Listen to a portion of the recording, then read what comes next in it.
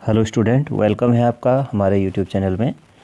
आज हमारी जो है क्लास है उत्तराखंड जीके की यह क्लास है, जो कि आगामी आने वाले सभी ग्रुप सी जो एग्ज़ाम होने वाले हैं, जो भी वीडियो वीपीडीओ अन्य कनिष्ठ सहायक जितने भी एग्ज़ाम हैं, सभी एग्ज़ाम के लिए यह काफ़ी महत्वपूर्ण है। सभी यूके ट्रिपल एससी द्वारा आयोजित ग्रुप सी एग्ज़ामों के लिए ये इस क्लास में जो प्रश्न हैं जो आप जानते हैं, जो प्रोफेसर डी शर्मा जी की जो बुक है उत्तराखंड ज्ञान कोश, उसके महत्वपूर्ण प्रश्नों की यह क्लास है।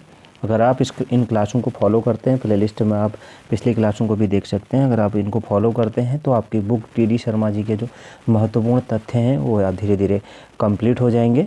तो काफ़ी महत्वपूर्ण बुक है। आप पिछले एग्ज़ामों में भी देखेंगे तो काफ़ी सारे प्रश्न इस बुक से पूछे गए हैं।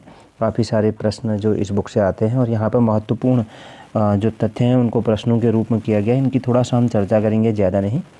तो चलिए शुरू करते हैं आज की क्लास को, और अपना स्कोर कमेंट बॉक्स में ज़रूर बताइएगा। पहला क्वेश्चन है, कोलंबो से अल्मोड़ा के लेखक कौन हैं? तो कोलंबो से अल्मोड़ा जो पुस्तक है इसके लेखक कौन हैं?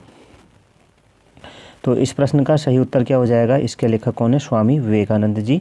ऑप्शन बी इस प्रश्न का सही उत्तर होगा। कोलंबो से अल्मोड़ा के लेखक स्वामी विवेकानंद जी हैं। तो स्वामी विवेकानंद जी ने यह किताब लिखी थी अल्मोड़ा की। अल्मोड़ा के बारे में इस किताब में उन्होंने लिखा था। अल्मोड़ा के विषय में काफ़ी कुछ लिखा है स्वामी विवेकानंद जी ने कोलंबो से अल्मोड़ा बुक में। अगला प्रश्न है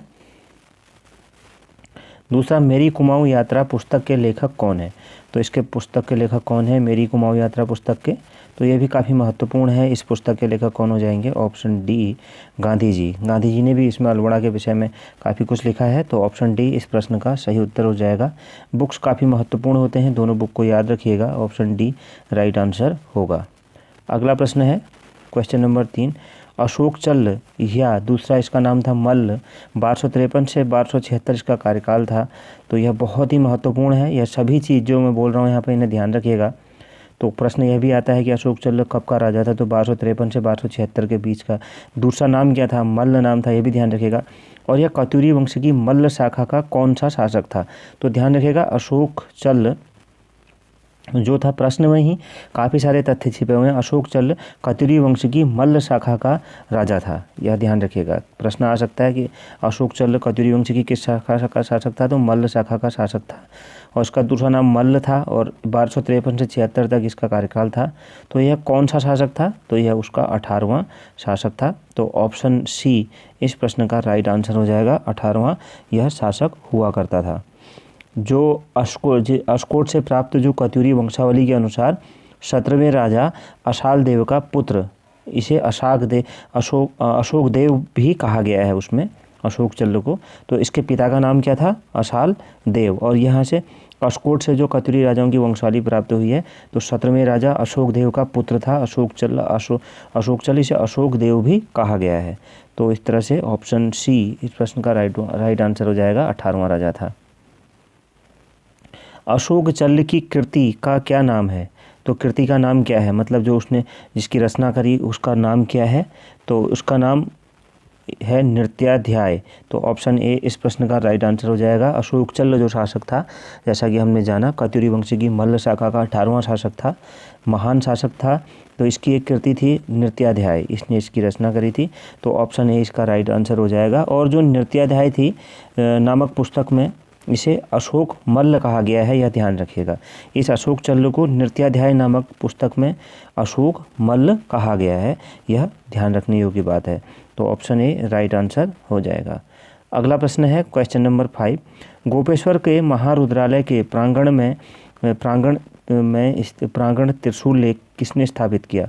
तो यहाँ पर मैं हो जाएगा। गोपेश्वर के महारुद्रालय के प्रांगण में त्रिशूल लेख किसने स्थापित किया था? तो 4 राजाओं के नाम दिए हुए हैं। तो जैसा हम जानते हैं किसने स्थापित किया था? ऑप्शन बी गणपति नाग ने स्थापित किया था। तो गोपेश्वर के महारुद्रालय के प्रांगण में स्थित में गणपति नाग द्वारा स्थापित त्रिशूल लेख है। तो यह गणपति नाग ने स्थापित किया था। इस त्रिशूल लेख में जरूर अशोक चल्ल का जिक्र है, मतलब त्रिशूल लेख के शीर्ष में अशोक चल्ल का जिक्र है, कुछ लिखा गया है उसमें अशोक चल्ल के बारे में। और अशाल देव हम जानते हैं अशोक चल्ल के पिता थे, 17वें शासक थे, 18वां अशोक चल्ल था। तो इस तरह से यहाँ पर गणपति नाग ने यह गोपेश्वर के महारुद्रालय के प्रांगण में त्रिशूल लेख स्थापित किया था, गणपति नाग ने, उसमें अशोक चल्ल के बारे में लिखा गया है शीर्ष में। अगला प्रश्न है क्वेश्चन नंबर 6, गंध विहार कुटी का पुनर्निर्माण किसने करवाया था? तो गंध विहार कुटी जो थी इसका पुनर्निर्माण किसने करवाया था? तो काफ़ी महत्वपूर्ण है यह भी, किसने करवाया था? तो राइट आंसर हो जाएगा अशोक चल्ल ने ही इसका क्या करवाया था, इसने मतलब अशोक चल्ल ने ही गंध विहार कुटी का पुनर्निर्माण करवाया था। थोड़ा सा हम इसके बारे में चर्चा करते हैं। तो जो यह अशोक चल्ल था, बोध गया से प्राप्त उनके 3 शिलालेखों में से, मतलब जो बोध गया से शिलालेख प्राप्त हुए हैं, उसने अपनी राजधानी शीराकोट, उसमें मतलब ये बताया है कि उसका मतलब अधिकार करके बिहार में बोध गया पर उसने अधिकार किया था।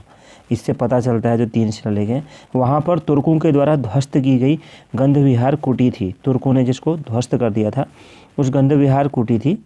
उस गंध विहार कुटी का उसने पुनर्निर्माण करवा करके अपने छोटे भाई दशरथ, अशोक चल्ल के छोटे भाई का नाम क्या था? दशरथ, उसको उस कुटी का शासक नियुक्त कर दिया था।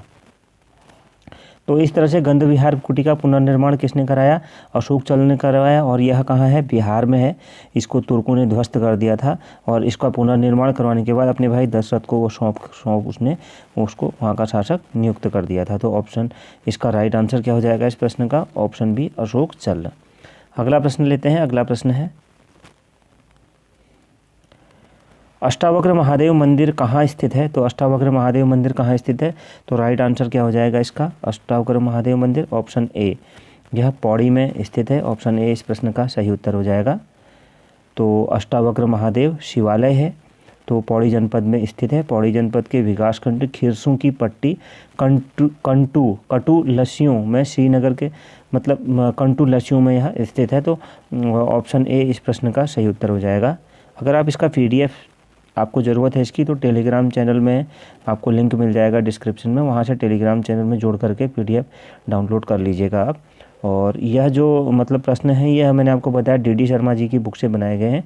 और अगर आप पृष्ठ नंबर मतलब उसमें देखेंगे तो 12वें 13वें 14वें 15वें इस तरह से जो प्रश्न हैं वहाँ पर यह प्रश्न आपको मिल जाएंगे, वहाँ से आप इनको डिटेल में और पढ़ सकते हैं। अगला प्रश्न है क्वेश्चन नंबर 8, अस्का किसे कहा जाता है? तो अस्का जो है काफ़ी महत्वपूर्ण है। अस्का किसे कहा जाता है? यह एक प्रकार का व्यंजन है। ऑप्शन बी इस प्रश्न का राइट आंसर हो जाएगा।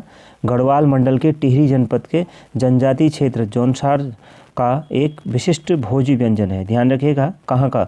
गढ़वाल मंडल के टिहरी जनपद के जनजातीय क्षेत्र जौनपुर का एक विशिष्ट भोज्य व्यंजन है। यह बनाया कैसे जाता है? थोड़ा इसकी चर्चा करते हैं। तो यहाँ पे तो प्रश्न का उत्तर ऑप्शन बी हो जाएगा। यह बनाया जाता है झिंगोरा एवं मक्की को पीसकर बनाया जाता है, दही के साथ खाया जाता है। विशेष रूप से बैसाख संक्रांति को तैयार किया जाता है। इसको कब तैयार किया जाता है? बैसाख संक्रांति को। यह सभी चीज़ें महत्वपूर्ण हैं, आप ज़रूर इनको ध्यान रखिएगा। व्यंजन हो गया, कभी भी राजनीतिक इतिहास से ज़्यादा जो सांस्कृतिक हिस्ट्री होती है उससे ज़्यादा प्रश्न पूछे जाते हैं। कल्चरल जो हिस्ट्री होती है, पॉलिटिकल हिस्ट्री से ज़्यादा कल्चरल हिस्ट्री से प्रश्न पूछे जाते हैं। तो इस तरह के व्यंजन, अभिलेख काफ़ी ज़्यादा महत्वपूर्ण हो जाती हैं चीज़ें, मंदिर, इस तरह की चीज़ें। तो यहाँ पर ध्यान रखिएगा, अस्का किसे कहते हैं? व्यंजन को। टिहरी जनपद के जनजातीय क्षेत्र जौनसार का एक विशिष्ट भोज्य व्यंजन है, झंगोरा और मक्की को पीसकर बनाया गया है और गढ़वाल में मतलब गढ़वाल के टिहरी जनपद का यह है। अगला प्रश्न है असुर 100 है यह। असुर चूल किसे कहा जाता है? तो असुर चूल किसे कहा जाता है? तो यह क्या है असुर चूल? तो असुर चूल क्या है? पर्वत शिखर है। ऑप्शन ए राइट आंसर हो जाएगा। पर्वत शिखर है। थोड़ा सा इसकी हम चर्चा करेंगे।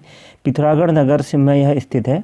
2 ऊंचे पर्वत हैं, ध्यान रखिएगा। पिथौरागढ़ यह क्या है? असुरचूल पर्वत है। तो पिथौरागढ़ जनपद में 2 ऊंचे पर्वत शिखर हैं जिन्हें असुरचूल के नाम से पुकारा जाता है। तो किस नाम से पुकारा जाता है इनको? 2 पर्वत हैं, इन पर्वतों का नाम क्या है? अलग अलग, आगर और बनागर। ध्यान रखिएगा, आगर और बनागर। आगर और बनागर नाम है इन पर्वत शिखरों का। असुरचूल किसे कहा जाता है? पर्वत शिखरों को। 2 पर्वत शिखर हैं आगर और बनागर, इन पर्वत शिखरों को असुरचूल के नाम से पुकारा जाता है। यहाँ पर असुर देवता का थान है, थान मतलब एक तरह से देवालय टाइप का यहाँ पर स्थित है इनका। तो इस प्रश्न का राइट आंसर क्या हो जाएगा? असुरचूल क्या है? एक पर्वत शिखर है। आगर और बनागर 2 पर्वत हैं, उनको संयुक्त रूप से असुरचूल कहा जाता है। यहाँ पर असुर देवता का थान है। और आखिरी प्रश्न देखते हैं। आखिरी प्रश्न है क्वेश्चन नंबर 10, अहोगंग क्या है? तो अहोगंग काफ़ी महत्वपूर्ण है। अहोगंग किसे कहते हैं? तो इस प्रश्न का राइट आंसर हो जाएगा ऑप्शन ए, बौद्ध केंद्र है अहोगंग। क्या है? एक बौद्ध केंद्र है अहोगंग। तो यह थोड़ा इसकी चर्चा करते हैं। बौद्ध साहित्य में बौद्ध भिक्षुओं द्वारा स्थविर, जो स्थविर उसमें अलग अलग होते हैं, शाखाएं होते हैं। स्थविरों के अन्यतम प्रमुख केंद्र के रूप में चर्चित यह स्थान हरिद्वार के पूर्व में कनखल के सामने गंगा के बाएं तट पर नील पर्वत पर स्थित है। यह ध्यान रखिएगा। अहोगंग कहाँ है? यह कहाँ पर स्थित है? यह हरिद्वार के पूर्व में कनखल के सामने गंगा के बाएं तट पर गंगा के बाएं तट पर नील पर्वत पर स्थित है। इसके मूल में गंगा की नील धारा प्रवाहित होती है तथा चोटी पर चोटी पर क्या है? नील पर चंडी का मंदिर है, जिसके कारण पीछे चंडी पहाड़ के नाम से जाना जाता है। यह ध्यान रखिएगा नील पर्वत को, तो उसी पर स्थित है। तो ऑप्शन ए राइट आंसर हो जाएगा। और क्या रहा आपका क्लास में स्कोर? कैसी लगी आपको क्लास? कमेंट बॉक्स में बताइएगा। मिलते हैं नेक्स्ट क्लास में। Thank you very much.